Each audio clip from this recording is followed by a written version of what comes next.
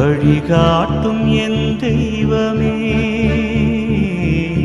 துணையாக எனில் வாருமே.